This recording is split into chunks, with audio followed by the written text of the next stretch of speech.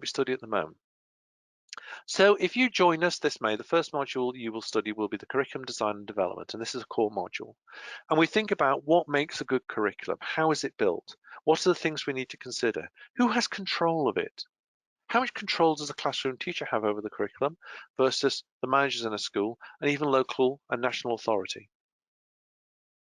Throughout the module, we ask you to keep a reflective journal, and that then forms the basis of your final assessment. So again, this chimes in with what I just said about having to engage with the course. You can't make that up. You can't just suddenly rush the journal right at the end of the course. It's impossible, because what we want to see is we want to see your ideas growing, and we can't see that if you try and do it all at the end.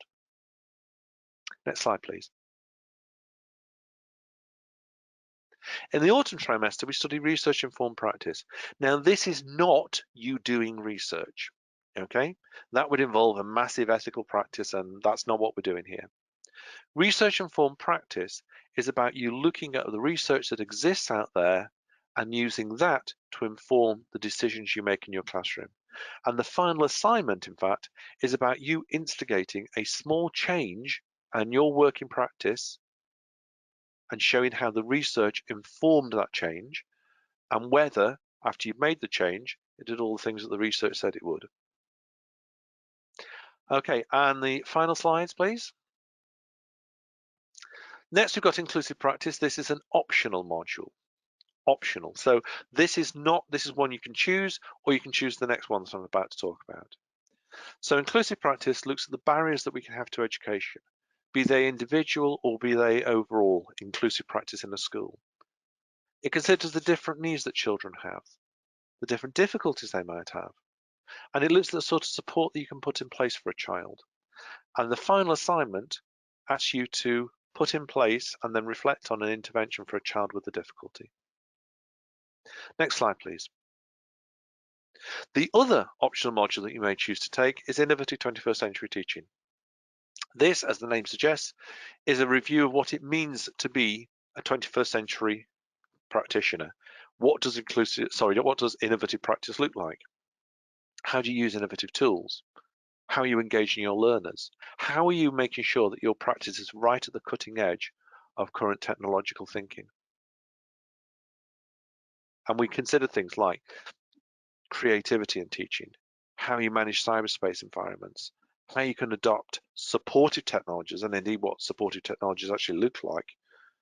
How do you make your learning environments as engaging as possible in a multimedia and international way? And at the end of this module, you're assessed by having an assignment, a written assignment, but also the presentation that I mentioned earlier. Next slide, please. So what about when you've done the IPGCE? You've got the IPGCE, you've got the qualification, then what? Well, first of all, you're going to want to, if you haven't already, look at getting qualified teacher status in your country. Now, in some countries, having the IPGCE, having had that academic engagement is enough.